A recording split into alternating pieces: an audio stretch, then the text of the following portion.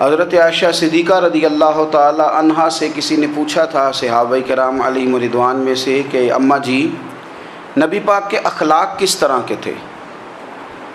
تو فرمانے لگی قرآن مجید ہی رسول پاک کے اخلاق ہیں۔ اور پھر حضرت عائشہ صدیقہ رضی اللہ تعالیٰ عنہ اس شخص سے کہنے لگیں چاہے تو سورہ مومنون پڑھ لو۔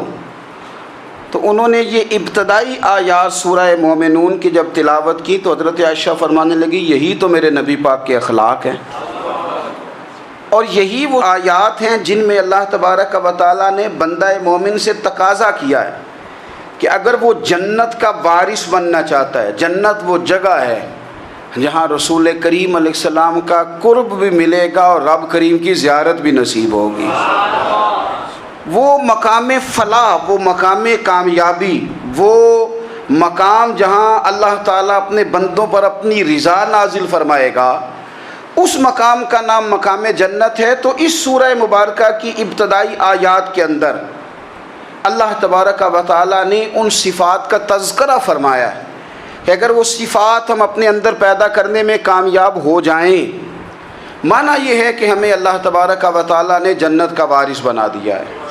بڑے غور کے ساتھ سورہ مومنون کی ان ابتدائی آیات پر غور کرنا چاہیے۔ رب فرماتا ہے قد افلح المؤمنون، تحقیق مومن کامیاب ہو گئے۔ کون سے مومن؟ الذین هم فی صلاتہم خاشعون، وہ جو اپنی نمازوں میں گڑ گڑانے والے ہیں، خشوع کے ساتھ، عاجزی کے ساتھ، انکساری کے ساتھ، ذوق کے ساتھ نماز پڑھنے والے ہیں۔ والذین هم عن اللغو معرضون، اور وہ جو بیہودہ باتوں سے منہ پھیرنے والے ہیں، لغویات سے اپنا رخ پھیرنے والے سنجیدہ لوگ۔ پھر ارشاد فرمایا والذین هم للزکاۃ فاعلون، جو زکوٰۃ دینے کا کام کرنے والے ہیں۔ پھر فرمایا والذین هم لفروجہم حافظون، اور وہ لوگ جو اپنی شرمگاہ کی حفاظت کرنے والے، اپنی شرمگاہ کی حفاظت کرنے والے۔ الا علی ازواجہم، مگر یہ کہ اپنی بیویوں پر، او ما ملکت ایمانہم، یا اپنی شرعی باندیوں پر۔ اس زمانے میں جو لونڈی خریدی جاتی تھی اس سے بھی وطی کرنا جائز تھا، اگرچہ اب لونڈیاں موجود نہیں ہیں تو یہ فعل بھی موجود نہیں، سوائے اپنی بیویوں پر یا شرعی باندیوں پر۔ فإنہم غیر ملومین، فرمایا جو یہ کام کرے اس پر کوئی ملامت نہیں ہے، اپنی بیوی کے پاس شرعی طریقے سے جائے یا باندی کے پاس جائے۔ فمن ابتغى وراء ذلك، اور جو آدمی اس کے بعد اس حد سے بڑھے، اس کے سوا کچھ اور کرے جو بندہ، فرمایا فاولئک هم العادون، یہ لوگ حد سے بڑھنے والے ہیں، جو لونڈیوں اور باندیوں کے علاوہ، اپنی بیویوں کے علاوہ کسی اور جگہ گندگی کریں، یہ حد سے بڑھنے والے، حدوں کو کراس کرنے والے لوگ ہیں۔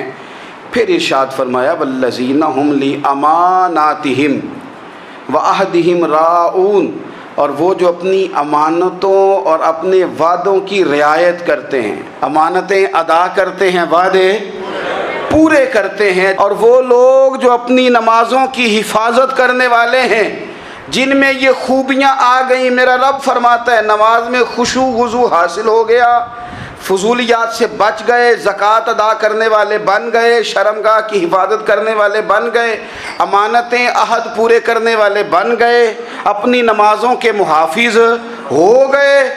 اللہ اکبر، قربان جائیں۔ مالک فرماتے ہیں اولئک هم الوارثون، یہی لوگ تو وارث ہیں۔ یا اللہ کس چیز کے؟ فرمایا الذین یرثون الفردوس، یہ لوگ جنت کے وارث ہیں، یہ جنت کے وارث ہیں یہ لوگ۔ ہم فیہا خالدون، اور فردوس سے، جنت سے نکالے نہیں جائیں گے، ہمیشہ ہی جنت میں رہیں گے۔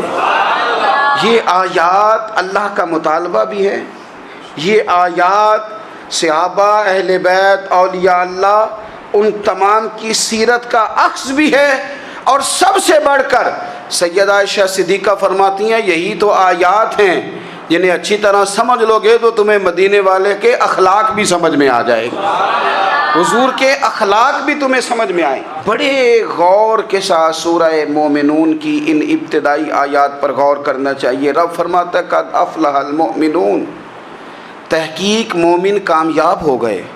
کون سے مومن؟ الذین هم فی صلاتہم خاشعون، وہ جو اپنی نمازوں میں گڑ گڑانے والے ہیں، خشوع کے ساتھ، عاجزی کے ساتھ، انکساری کے ساتھ، ذوق کے ساتھ نماز پڑھنے والے ہیں۔ دیکھیں قرآن نے یہ نہیں کہا شروع میں کہ وہ لوگ اپنی نماز پابندی سے پڑھتے ہیں، بلکہ فرمایا وہ نمازوں میں عاجزی کرتے ہیں، وہ نماز میں خشوع کرتے ہیں، خضوع کرتے ہیں۔ نماز ہم بھی پڑھتے ہیں، ڈھیر سارے لوگ ہیں جن کا یہ مطالبہ ہے کہ میرا نماز میں دل ہی نہیں لگتا۔ پہلی بات تو یہ ہے کہ دل نہ بھی لگے تو نماز پھر بھی پڑھنی ہے، اور دوسری بات یہ ہے کہ دل لگانے کو بھی تو کچھ انسان کے پاس چیزیں ہونی چاہیے نا، کوئی ضروریات ہوتی ہیں۔ سب سے پہلی بات یہ کہ مسئلہ نماز کا نہیں، مسئلہ اہمیت کا ہے۔ آپ نے اللہ تبارک و تعالیٰ کی ذات کی، رب کریم کے جلالت کی جتنی زیادہ اہمیت اپنے دل میں محسوس کر لی، اتنا ہی نماز کی طرف توجہ آپ کی بڑھ جائے گی۔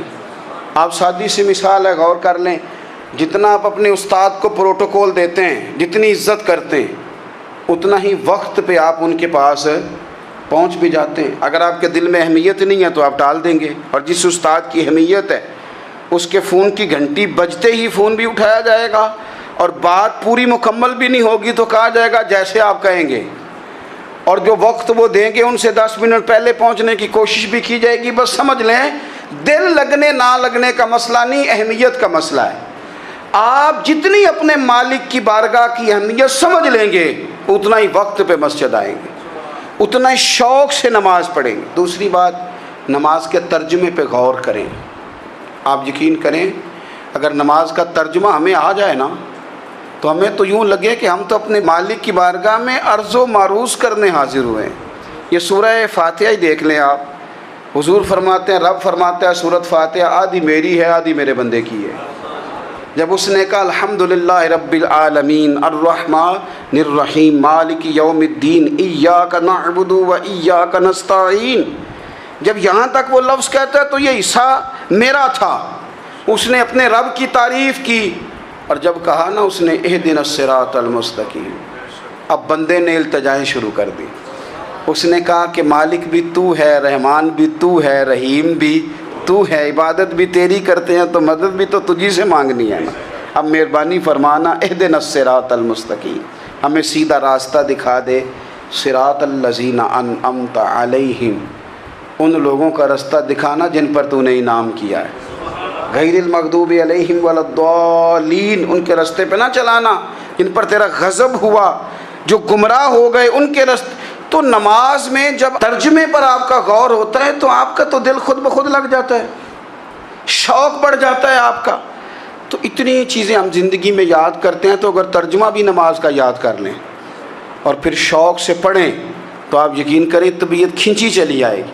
ہمارے یہاں کچھ لوگ نماز پڑھتے ہیں پر بڑی لاپرواہی سے پڑھتے ہیں، کبھی ادھر دیکھتے ہیں کبھی ادھر دیکھتے ہیں، کبھی بال سہلاتے ہیں۔ وہ میں نے دیکھا ہے سجدے جا رہے ہیں تو سیانے سیانے بندے کبھی کپڑے کو چھیڑ رہے ہیں کبھی جگہ کو چھیڑ رہے ہیں۔ میرے نبی کریم صلی اللہ تعالیٰ علیہ وسلم نے فرمایا ان لوگوں کا کیا حال ہے جو اپنی نماز میں نظریں آسمان کی طرف اٹھاتے ہیں، رکوع سے اٹھے تو اوپر دیکھنا شروع کر دیا، کیا حال ہے ان کا۔ اور پھر حضور نے ایک موقع پر تو سختی فرمائی، فرمایا جو نماز پڑھتے اپنی نظریں آسمان کی طرف اٹھاتا ہے وہ باز آ جائے، ورنہ ایسا نہ ہو کہ رب اس کی آنکھیں ہی چھین لے، وہ باز آ جائے اس کام سے۔ خشوع کے ساتھ نماز پڑھے، عاجزی کے ساتھ نماز پڑھے، اس کا دل لگا ہوا ہو نماز کے اندر۔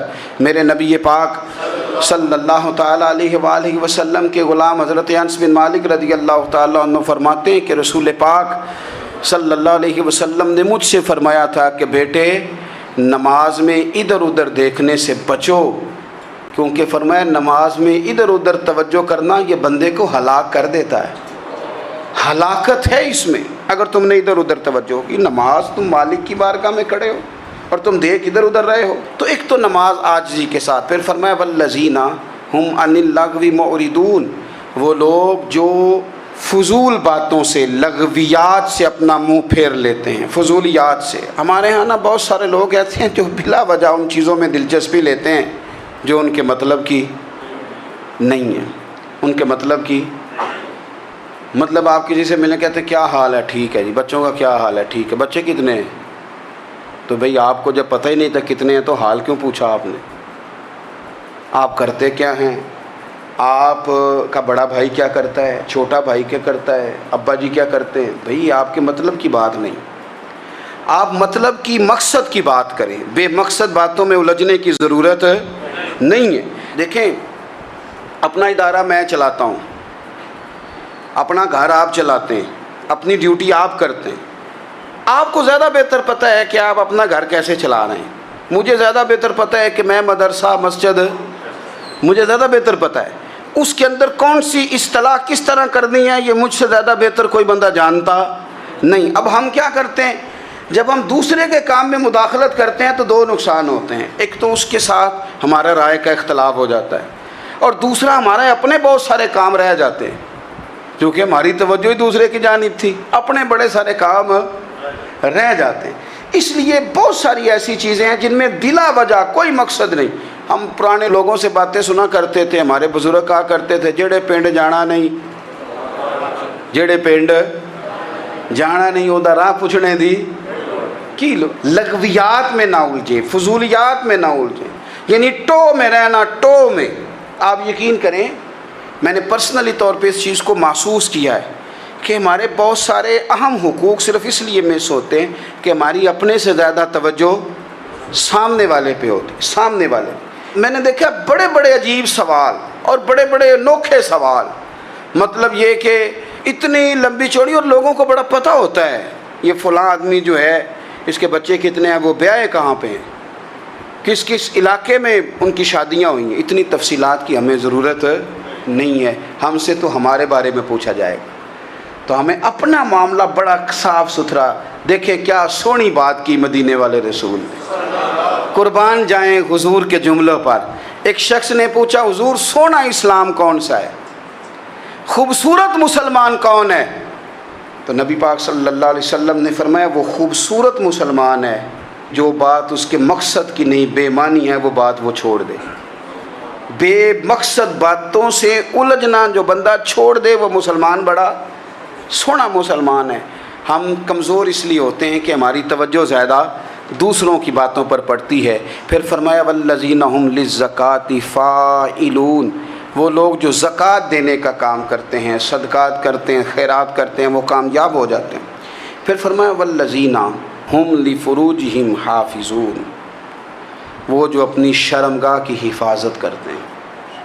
نوجوان میری بات پر توجہ کریں، فرمایا وہ لوگ جو اپنی شرمگاہ کی، والذین ھم لفروجہم حافظون، وہ لوگ جو اپنی شرمگاہ کی حفاظت کرتے ہیں۔ حضور غوث پاک رضی اللہ تعالیٰ عنہ فرمایا کرتے تھے دو چیزیں انسان اپنی سنبھال لینا، ایک پیٹ اور ایک شرمگاہ، تو فرماتے تھے ولایت اس کے بڑی قریب آ جاتی۔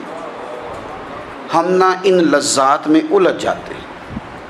سیانے سیانے بندے، روٹی کمر سیدھی کرنے کے لیے کھانی چاہیے، زبان کے ذائقے کے لیے نہیں کھانی چاہیے۔ یہ زبان کا ذائقہ لگ جائے یہ کہیں کا نہیں چھوڑتا انسان کو۔ اپنی شرمگاہ کی جو لوگ حفاظت کر لیتے ہیں، کوئی بڑے سے بڑا گناہ کرنے سے بھی بندہ کافر نہیں ہوتا، بندہ کفر کرنے سے کافر ہوتا ہے۔ گناہ بڑے سے بڑا کرنے والا بھی گناہ گار ہے، کافر نہیں۔ لیکن بعض گناہ ایسے ہیں جو جس وقت بندہ کر رہا ہوتا ہے اس وقت وہ مومن نہیں ہوتا۔ میرے نبی کریم صلی اللہ تعالیٰ علیہ وسلم نے فرمایا جب کوئی شرابی شراب پیتا ہے اس وقت مومن نہیں ہوتا، جب کوئی چور چوری کرتا ہے تو اس وقت مومن نہیں ہوتا، اور جب کوئی زانی زنا کرتا ہے تو تب وہ مومن نہیں ہوتا۔ اتنی دیر کے لیے اس کے دل سے ایمان نکال لیا جاتا ہے۔ یہ جو ہمارے لڑکے بن سنور کے نکلتے ہیں، یہ جو میک اپ کا خرچہ لڑکیوں کے برابر لڑکوں کا ہوتا جا رہا ہے، یہ جو لڑکے بھی رات کو چہرے پر کریم لگا کر کے سوتے ہیں، یہ بتا سکتے ہیں کہ مقاصد کیا ہے؟ بتا سکتے ہیں؟ یعنی بچے بھی بغیر شیمپو کے بال نہیں دھوتے، مثلا کیا کرنا ہے آپ نے اس کا؟ بڑی بڑی قیمتی چیزیں جو ہیں وہ آپ نے رکھی ہوئی ہیں، مقصد کیا ہے؟ یہ جو ہمارے بچے بن سنور کے نکل رہے ہیں تو کیا دعوت دے رہے ہیں سوسائٹی کو؟ شارٹ نکرے پہن کے جو نکلے ہوئے ہیں اریاں لباس پہن کے نکلے ہوئے. اقبال نے کہا تھا دیار مشرق ہوس میں غلطاں، شباب اریاں شراب اسیاں، جسے بھی دیکھو غری کے اسیاں. ہم ایسی تہذیب کیا کریں گے؟ شباب اریاں، تم نے اپنی جوانی ننگی کر ڈالی ہے ساری معاذ اللہ. کن مقاصد کے لیے؟ میں وہ اعداد و شمار بتا نہیں سکتا. ہمارے ہاں گاند سستا ہو گیا ہے، لوگوں نے گناہ تک پہنچنا آسان بنا دیا ہے. آپ دیکھ لیں گندگی دروازے پہ اور گند موبائل میں. کیسے بچائیں ان بچوں کو؟ کیا کریں؟ کلیجے پھٹتے ہیں. کبھی باتیں سوچتے ہیں تو سوچتے ہیں آنے والی نسل کو کہاں لے جائیں، کہاں چھپائیں، کیا ایسا کریں کہ یہ بچ جائیں. خدا را قربان جائیں حضرت عثمان غنی پر. مصنف ابن ابی شیبہ میں صحابہ فرماتے ہیں حضرت عثمان غنی نا بڑے مالدار تھے. مال آتا ہے تو لوگ عیاش نہیں ہو جاتے، مال آتا ہے تو لوگوں کی خواہشات بہت بڑھ نہیں جاتی. بڑے مالدار تھے، مالدار بھی تھے اور سونے بھی بڑے تھے. حضرت اسامہ بن زید کہتے ہیں میں نے زندگی میں اتنا سونا بندہ نہیں دیکھا جتنے حضرت عثمان غنی خوبصورت تھے، پیسہ بھی حسن بھی. لیکن فرماتے ہیں کہ حضرت عثمان غنی سب سے بڑھ کر اپنی شرمگاہ کی حفاظت کرنے والے اور سب سے بڑھ کر صلہ رحمی کرنے والے، رشتہ داروں سے اچھا سلوک کرنے والے، حیا والے، شرم والے، پاکیزگی والے. آپ کا ذہن ہے، آپ صبح اٹھتے ہی ذہن بنا لیں کہ میں نے آج اتنا سبق پڑھنا ہے، آج اتنی تفسیر دیکھنی ہے، اتنی عبادت کرنی ہے، فلانی نعت میں نے دیکھنی ہے، فلاں خیر کا کام کرنا ہے، فلاں آدمی کے ساتھ نیکی کرنی ہے. صبح ذہن بنا لیں، آپ کا ذہن وہی کام کرنے لگے گا. لیکن اگر صبح اٹھتے ہی ذہن میں گندگی ہے، رات کو سوتے ہی معاذ اللہ ذہن میں وسوسے ہیں، تو پھر سارا دن وہی چکی چلے گی، وہی انداز رہے گا.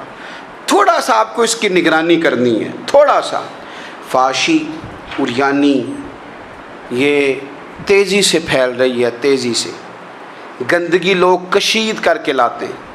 اور حیا کا مطلب صرف اتنا ہی نہیں ہے آپ زنا اور بدکاری سے بچیں، آپ اپنی زبان کو بھی حیا والا بنائیں.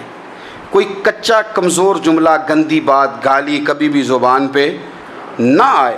آپ کا انداز حیا والا ہو. بے باک ہو جانا، بے باک بولنا، میں باریکی سے اس بات کو سمجھتا ہوں اور میں آپ کو بہت ساری بزرگوں کے ارشادات کا نچوڑ عرض کرنے لگا ہوں.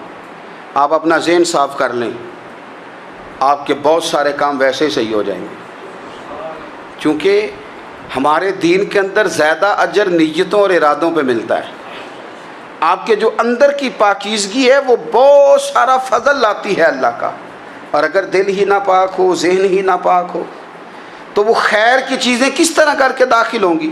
اپنی شرمگاہ کی قربان جائیں. نوجوانوں ذرا غور کرنا، میرے نبی کریم صلی اللہ تعالیٰ علیہ وسلم کے بارے میں حضرت عائشہ صدیقہ فرماتی ہیں کہ عرب کی کنواری لڑکیاں بڑی حیا والی ہوتی تھیں، لیکن اللہ کے پیارے رسول صلی اللہ علیہ وسلم عرب کی کنواری لڑکیوں سے بھی بڑھ کر حیا والے تھے. یہ ہمارے بچے مذاق میں ہمیں کئی دفعہ کہتے ہیں شادی کرا دو، شوگل میں کہہ دیتے، ابا کو کہہ دیتے ہیں، ابا کو نہیں منہ پہ آگے کہہ دیتے ہیں، کہتے ہیں یہ بڑا بھائی مصیبت بن گیا، یہ ہٹے گا تمہاری باری آئے گی. آپ کچھ ایسی باتیں کر رہے ہیں، کچھ ایسے انداز آپ اختیار کر رہے ہیں جو وزادار لوگ کرتے نہیں. شرم و حیا سے وہ چیزیں ڈھل جاتی ہیں جو باتیں ہمارے بچوں کی زبانوں پر بے باکی کے ساتھ آنے لگی ہیں. اور میں آپ کو ایک عقلی بات عرض کرتا ہوں، آپ اپنی زبان سے جو جملے خود ادا کرتے ہیں وہ جملے آپ کے دل پر بھی اثر کرتے ہیں. اگر آپ غلط بات بار بار کریں گے تو آپ کا دل بھی غلط بات کی طرف مائل ہو جائے گا. آپ 10 بار 15 بار 20 بار کوئی خیر کی بات کریں، خیر کی، تو آپ دیکھیں گے آپ کا دل بھی خیر کی طرف مائل ہو جائے گا. آپ خیر کی باتوں پر اپنے آپ کو لائیں، اچھی باتوں پر اپنی توجہ لائیں، آپ کا دل بھی اچھائی کی طرف مائل ہو جائے گا. کفل کا ایک واقعہ ترمذی میں ملتا ہے. ایک شخص کفل نام کا تھا بنی اسرائیل میں. ایک عورت مجبور تھی، اس کے بچے بھوکے تھے، تو کفل نے اسے مائل کر لیا کہ تو میرے ساتھ گناہ کرے گی تو پھر میں تیرے بچوں کی روٹی تجھے دوں گا. تو وہ عورت پہلے تو بیچاری نہ مانی، لیکن بچوں کی بھوک دیکھ کے مجبور ہو گئی. جب کفل کے قریب گئی نا وہ عورت، اس نے دروازے سارے بند کر لیے. ترمذی شریف میں اس کا واقعہ موجود ہے. چاروں جانب سے بند ہو گیا سارا کچھ. لیکن جب وہ کفل کہتا ہے میں اس بی بی کے پاس جانے لگا تو عورت کا وجود کانپتا تھا. جس بندے کو گناہ کی طرف جاتے اس کی طبیعت میں ہیجان پیدا ہو تو معنی یہ ہے کہ ابھی ذہن پورا غلیظ نہیں ہوا, ابھی طبیعت پوری گندی نہیں ہوئی, ابھی ایمان کی بہت ساری قسمیں موجود ہیں, عورت کا وجود کانپتا ہے. تو کفل کہتے ہیں کہ میں نے اسے کہا کہ سارے دروازے بند ہیں, آپ ڈرتی کیوں ہے؟ تو کہنے لگی ڈرتی اس لیے ہوں کہ سارے دروازے بند نہیں ہوتے, ایک دروازہ کھلا ہے اور وہ دروازہ رب قدیر کا دروازہ ہے, اسے کیسے بند کیا جا سکتا ہے؟ تو کہتے ہیں جب اس نے یہ لفظ کہے تو مجھ پر بھی بات کا اثر ہوا, مجھ پر. تو میں نے کہا کہ اگر تو عورت ہو کہ رب سے اتنا ڈرتی ہے تو مجھے تو اس نے مرد بنایا ہے, تو مرد تو ہوتا ہی وہ ہے جو اپنے آپ پر کنٹرول کر سکے. تو اب نہ معاملہ آگے جائے گا, اب یہاں بات رکے گی نہیں, جا میں تجھے آزاد کرتا ہوں. عورت گئی, اس نے توبہ کی کفل نے, اور رات رو کے کہنے لگا مالک آج میں نے توبہ کی ہے تو میرے اوپر مہربانی کرنا, میری توبہ ٹوٹنے نہ پائے. رات اس نے توبہ کی, رات ہی انتقال ہو گیا. لوگوں کو پتہ تھا بڑا بے حیا ہے, بد کردار ہے, گناہ گار ہے, شاید لوگ اس کا چہرہ دیکھنے بھی نہ جاتے, پر مالک کریم ہے نا. حضور فرماتے ہیں سویرے اس کے دروازے پہ لکھ دیا اللہ نے, لوگوں رب نے کفل کے سارے گناہ معاف کر دیے ہیں. اس کے دروازے پہ لکھ دیا گیا. جب آپ اپنی حفاظت کرنا چاہتے ہیں تو اللہ پھر اسباب بھی پیدا کر دیتا ہے. اپنی شرمگاہ کی, اپنی نظر کی آپ خوب حفاظت کریں. اور میں آپ کو ایک بات عرض کروں, ایک بندے کے باحیا ہو جانے سے نا, ایک بندے کے ٹھیک ہو جانے سے اس کے دائیں بائیں بے شمار لوگ ٹھیک ہو جاتے ہیں. نہ چاہتے ہوئے بھی آپ کی نیکی کا اثر آپ کے دوستوں پہ پڑتا ہے, نہ چاہتے ہوئے. اور ایک بندے کے بگڑ جانے سے اس کے دائیں بائیں بہت سارے لوگ بگڑ جاتے ہیں, بہت سارے لوگ بگڑ جاتے ہیں. آپ اگر اپنے لب و لہجے پر یہ پابندی لگا سکیں اور اپنے آپ کو اگر آپ سنبھال سکیں تو پھر یاد رکھیے گا بڑی ساری چیزیں بہتر ہو جائیں گی. کچھ چیزیں ایسی ہوتی ہیں جو ہم نہ فراخ دلی سے بانٹتے ہیں, اور کچھ چیزیں ایسی ہوتی ہیں جو مجبور ہو کر ہم دیتے ہیں. کئی دفعہ ایسا ہوتا ہے کہ سامنے والا کچھ زیادہ تکلیف میں ہوتا ہے اور ہمارے پاس بھی وسعت نہیں ہوتی, لیکن زیادہ اجر اسی بندے کو ملتا ہے جو تھوڑی تکلیف برداشت کرے اور سامنے والے کی تکلیف کو دور کرے. مدینہ منورہ میں نا قحط پڑ گیا تھا, غلہ نہیں ملتا تھا. تو قحط کے زمانے میں لوگ نا پھر چیزوں کو مہنگا کر کے بیچتے ہیں. ہمارے ہاں ایک طرف چینی کی لائنیں لگی ہوتی ہیں اور دوسری دفعہ چھاپا پڑتا ہے, پورے کے پورے گودام بھرے ہوئے نکل آتے ہیں. لوگ مصنوعی قلت پیدا کر دیتے ہیں. حضرت عمر فاروق رضی اللہ تعالیٰ عنہ کے زمانہ نور میں قحط پڑ گیا تھا. گندم کا دانہ اس طرح ہو گیا تھا جس طرح سونا ہے. سیدنا عثمان غنی رضی اللہ تعالیٰ عنہ کے نا بہت سارے اونٹ غلے کے بھرے ہوئے مصر سے آئے, اور لگتا یوں ہے کہ وہ شخص آپ ہی کو غلہ دیتا تھا, کسی اور کو دیتا بھی نہیں تھا, جو اونٹ بھر کے اس نے لیے. تو مدینہ منورہ کے اندر جب وہ مال پہنچا نا, آپ کو بتانا یہ چاہ رہا ہوں کہ ساری تجارت بندوں سے نہیں کرنی چاہیے, کچھ اللہ سے بھی کرنی چاہیے. رب سے جو بندہ تجارت کرتا ہے وہ بڑا کامیاب ہوتا ہے. وہ غلے سے بھرے ہوئے اونٹ آپ کے پہنچ گئے تو تاجر آئے, انہوں نے آگے کہا عثمان ہم کھول کے نہیں دیکھتے کہ اندر مٹی ہے کہ سونا ہے, اور یہ بھی نہیں پوچھتے آپ نے کتنے کا خریدا, آپ کی زبان پر اعتبار ہے. آپ نے جتنے کا مال لیا ہے نا ہم ڈبل دیتے ہیں, آپ ہمیں دے دیں. آپ فرمانے لگے نہیں مجھے زیادہ نفع ملتا ہے. انہوں نے کہا 2 گنا, فرمایا نہیں زیادہ ملتا ہے. کہا 3 گنا, فرمایا زیادہ ملتا ہے. وہ کہنے لگے اس سے زیادہ تو کوئی تاجر ہے ہی نہیں جو زیادہ دے. فرمایا بس مجھے ملتا ہے نا. کہا کتنا ملتا ہے؟ فرمانے لگے لگتا ہے کہ اگر وہ تاجر زیادہ کرم نوازی کرے تو 700 گنا تو دے گا ہی, اور باقی کریم ہے. انہوں نے کہا جی نہیں اتنا نہیں ہم دے سکتے, پھر آپ بیچ لیں. یہ بات ہی سمجھ میں نہیں آتی. لوگ چلے گئے تو حضرت عثمان غنی مال اٹھا کے مسجد کے دروازے پہ لے گئے. جا کے کہنے لگے اے عمر اعلان کر دیں جس غریب کو گندم کی ضرورت ہے, آسانی کے دور میں نہیں دقت کے دور میں, جب لوگوں کو مل نہیں رہی چیز, جس کو ضرورت ہے وہ آئے اور آ کے لے جائے۔ جب جناب عثمان غنی کے اس غلے کا اعلان ہوا تو تاجروں کو اب مسئلہ سمجھ میں آیا کہ یہ 700 گنا کو بندہ نہیں دے رہا، یہ رب کریم عطا فرما رہا ہے۔ میرے عزیز، کچھ سودے رب کے ساتھ بھی کریں۔ اگر کوئی بڑا ضرورت مند دروازے پہ آ جائے نا تو پھر اپنا نفع نقصان نہیں سوچنا، پھر تو رب کے ساتھ تجارت کرنی ہے۔ ضرورت مند کی ضرورت کا لحاظ کرنا، یہ نہ مسلمانوں کے ایک دوسرے کے قریب کرے گا۔ ہم کون ہوتے ہیں کسی کی حاجت پوری کرنے والے، ضرورت پوری کرنے والے؟ کرنے والا تو اللہ ہے۔ تو اگر رب ہمیں کبھی وسیلہ بنائے، ذریعہ بنائے، تو پھر ہمیں ذرا نا خوش دلی سے بننا چاہیے، ذوق اور شوق سے بڑھنا چاہیے، پھر ہمیں کمزور نہیں پڑنا چاہیے۔